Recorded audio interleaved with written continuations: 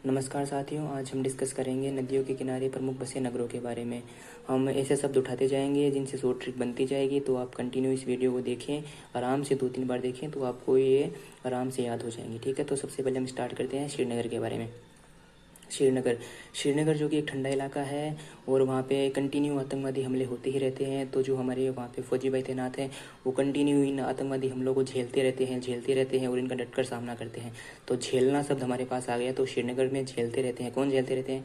हमारे फौजी भाई आतंकवादी हमलों को झेलते रहते हैं और उनको हमेशा मार देते हैं। तो हमको यहाँ से याद रह गया झेलम नदी। उसके बाद है जौनपुर।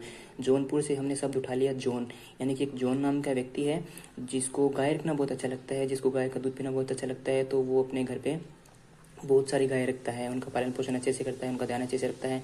तो हमको यहाँ से मिल गया कि एक जौनपुर मतलब जौन नाम का व्यक्ति है, उसको गाय बहुत अच्छी लगती है। तो यहाँ पे गोमती नदी आ जाएगी। आपको ये ऑप्शन में देखोगे ना आप आराम से स्ट्रिक के हिसाब से, तो आपको सब कुछ आराम से याद आ जाएगा। ठीक है, तो जौनपुर से गोमती नदी आ गई। उसके बाद है संबलपुर। संबलपुर से हमने शब्द उठा लिया संभल, यानी कि संभल। संभल संभल कर कौन चलता है? संभल संभल कर हमेशा वो लोग चलते हैं जो कि बहुत महान होते हैं, बहुत अच्छे होते हैं, क्योंकि उनको हमेशा डर लगा रहता है कि अगर उनसे कोई गलती हो गई तो उनको नापसंद करने वाले, उनको ना चाहने वाले लोग है ना, उनके बारे में बहुत सारी अफवाहें फैला देंगे। तो संबलपुर से आपको शब्द उठाना है संभल, यानी कि संभल संभल कर कौन चलता है? तो आपको याद आ जाएगा कि हाँ, महान आदमी हमेशा संभल संभल कर चलता है। ठीक है, तो आपको ऑप्शन में दिखते ही महानदी आप उस पर टिक कर दोगे। ठीक है, आराम से। उसके बाद अपन चलते हैं ओरछा पे। ओरछा से हमने शब्द उठा लिया ओछा। ओछा यानी कि ओछा व्यक्ति। ओछा यानी कि अब नॉर्मली ओछा शब्द से अपन ये लेते हैं कि जिसको कोई बुद्धि नहीं होती है, जिसको यानी कि एकदम बेईमान टाइप का इंसान होता है। ठीक है, तो ओछा व्यक्ति होता है ना, वो हमेशा बेतुक बिना फालतू यानी कि फालतू की बातें करता रहता है, जिनका कोई मतलब ही नहीं निकलता है। ठीक है, तो ओछा से यानी कि हमने शब्द उठा लिया ओछा। ओछा व्यक्ति, तो आपको पता चल गया ओछा व्यक्ति मतलब बिना यानी कि फालतू की बातें कौन करता है, मतलब बेतुक की बातें करता है, एकदम बेतुक, जिनका कोई तुक ही नहीं निकलता।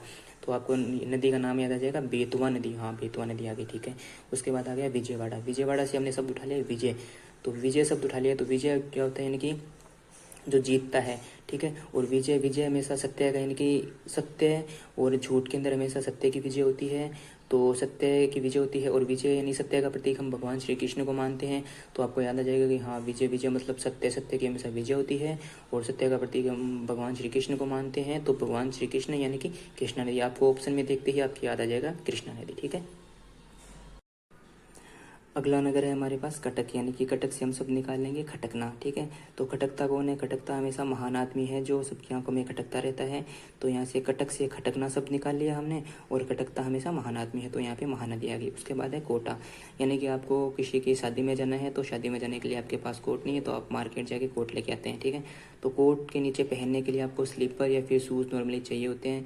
तो हम यहाँ पे ट्रिक के हिसाब से यानी कि स्लीपर ले लेते हैं, यानी कि चप्पल ले लेते हैं। ठीक है, तो आप मार्केट से कोट लेके आए और उसके साथ में चप्पल की एक जोड़ी भी लेके आए। ठीक है, अच्छी वाली चप्पल। ठीक है, तो उसके साथ हम यानी कि चप्पल लेके आए, तो चप्पल से चंबल नदी निकाल लेंगे हम। तो कोटा, कोटा के साथ चप्पल लेके आए और चप्पल से चंबल नदी आ गई। ठीक है, तो आपको ये आराम से याद रह जाएगा। उसके बाद है जमशेदपुर। यहाँ से हमने सब निकाल लिया जम, यानी कि जमना, यानी कि जमी अवस्था में या फिर कठोर अवस्था में। तो नॉर्मली हम यानी कि स्वर्ण यानी कि सोना है, वो हमेशा कठोर अवस्था में ही रहता है। ठीक है, तो यहाँ से आपको याद रह जाएगा कि हाँ, स्वर्ण स्वर्ण हमेशा कठोर अवस्था में जमी जमी हुई अवस्था में रहता है, और यानी कि जमशेदपुर। आपको ऑप्शन देखते ही आराम से याद आ जाएगा। ठीक है, उसके बाद है सूरत। सूरत का मतलब होगा यानी कि यहाँ से हम सब निकालेंगे सूर्य।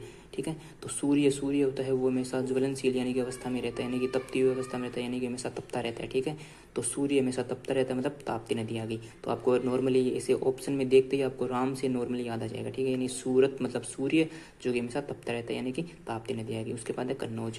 कन्नौज मतलब यानी कि यहाँ से आप शब्द निकाल लेंगे कन्नौज मनोज, एक जैसा ही है कन्नौज मनोज। ठीक है, तो मनोज है। मनोज की हालत ख़राब हो गई और उसकी आकस्मिक डेथ हो गई। ठीक है, तो आकस्मिक डेथ होने के बाद उसके यानी कि जो अस्थि विसर्जन है वो हम कहाँ पे करेंगे? नॉर्मली हम गंगा नदी में करते हैं। ठीक है, हरिद्वार में। तो हम गंगा नदी में मनोज का अस्थि विसर्जन करने के लिए गए। तो ठीक है, तो आपको आराम से याद रह जाएगा हाँ, कन्नौज, कन्नौज मतलब मनोज। ठीक है, मनोज मनोज की आकस्मिक डेथ हो गई, और उसका अस्थि विसर्जन हम नॉर्मली कहाँ करते हैं? गंगा नदी में करते हैं। तो आपको आराम से याद रह जाएगा। ठीक है, और मनोज शब्द मैंने इसलिए बोला तो क्योंकि मेरा खुद का नाम मनोज ही है। ठीक है, मेरा यानी कि उद्देश्य किसी की भावनाओं को आहत करने वाला नहीं है, तो प्लीज़ किसी को यानी कि कोई अपने मन पे ये बात मत ले लेना। ठीक है, अगला नगर आ गया हमारे पास कानपुर। यहाँ से हमने शब्द उठा लिया कान। ठीक है, तो कान में अगर पानी चला जाता है तो सुनाई नहीं देता। ठीक है, सीधी सी बात है। तो अपन बोलते हैं कि यार तेरे कानपुर में हड़ताल हो गई, ठीक है। तो कोई व्यक्ति है जिसके कान में पानी चला गया, और पानी से हम ऐसे शब्द निकाल लेते हैं, जैसे पानी है वो शुद्ध पानी है, और शुद्ध पानी हम हमेशा गंगा नदी का पानी हमेशा सबसे शुद्ध मानते हैं, ठीक है। तो कानपुर है, कानपुर से हमने शब्द उठा लिया कान, और कान में पानी चला गया। कौन सा पानी चला गया? शुद्ध पानी चला गया। शुद्ध पानी किसका होता है? गंगा नदी का होता है। तो नॉर्मली कानपुर है, कानपुर के पास गंगा नदी है, ठीक है, याद रह जाएगा। उसके बाद है बद्रीनाथ। बद्रीनाथ यानी कि जो पुरानी फिल्में होती हैं उनमें जो बाबा लोग होते हैं ना, तो हमने एक बाबा मान लिया, उसका नाम है बद्रीनाथ, ठीक है। तो वो हमेशा ऐसे अलख निरंजन हाथ में डमरू लिए हुए करता रहता है, ठीक है। तो आपको याद रह जाएगा, ठीक है। बद्रीनाथ नाम का एक बाबा है, और वो हमेशा अलख निरंजन करता रहता है। मतलब कौन सी नदी आ गई? अलकनंदा नदी। तो आपको नॉर्मली ऑप्शन देखते ही आपको याद आ जाएगा अलकनंदा नदी, मतलब कौन सा बाबा था? बद्रीनाथ, ठीक है। बद्रीनाथ आ गया तो कौन सी नदी है? वो अलख निरंजन करता रहता है, मतलब अलकनंदा नदी आ गई, ठीक है। उसके बाद है सोकोबा घाट, यानी कि ऐसा घाट जहाँ पे 100 कौवे एक साथ रहते हैं, ठीक है। ऐसा घाट है जहाँ पे 100 कौवे यानी कि 100 क्रॉस एक साथ रहते हैं, ठीक है। तो उन पर नियंत्रण रखना एक आम इंसान से तो बस की बात नहीं है, ठीक है। यानी कि 100 कौवे जहाँ पे रहते हैं उन पर नियंत्रण रखना हमारी बस की बात नहीं है, और भगवान के भी बस की बात नहीं है। जो भगवान के भगवान होते हैं ना, उनकी बस की बात है, ठीक है। यानी कि जो भगवान के भगवान होते हैं, जो हमारी सारी सृष्टि के रचयिता हैं, वो कौन है? वो है ब्रह्मा जी भगवान। तो आपको याद रह जाएगा, ठीक है। हाँ, 100 कौवे जहाँ पे रहते हैं उन पर नियंत्रण कौन रख सकता है? ब्रह्मा जी भगवान। मतलब कौन सी नदी आ गई? ब्रह्मपुत्र नदी आ गई, ठीक है। तो नॉर्मली आपको याद रह जाएगा। 100 कौवा घाट मतलब जहाँ पे 100 कौवे रहते हैं, उन पर नियंत्रण कौन रखता है? ब्रह्मा जी भगवान रख सकते हैं, क्योंकि वो सारी सृष्टि के रचयिता हैं, ठीक है। उसके बाद आ गए नासिक। नासिक है वो जो कि महाराष्ट्र का एक शहर है, जो कि नासिक है वो महाराष्ट्र के गोद में स्थित है, ठीक है। नॉर्मली अपन मान लेते हैं, है कि नहीं है वो मेरे को पता नहीं है, लेकिन नॉर्मली हम मान लेते हैं, ठीक है। जो कि महाराष्ट्र है, महाराष्ट्र का एक शहर है नासिक, जो कि महाराष्ट्र की गोद में स्थित है। तो नॉर्मली यहाँ पे नदी आगे निकल के गोद मतलब गोदावरी नदी, ठीक है। तो आपको याद रह जाएगा गोदावरी नदी मतलब महाराष्ट्र का नासिक शहर है, जो कि महाराष्ट्र के गोद में स्थित है, ठीक है। तो गोदावरी नदी आ गई। उसके बाद है जगदलपुर यहाँ से हम शब्द उठा लेंगे, जग यानी कि संसार, ठीक है।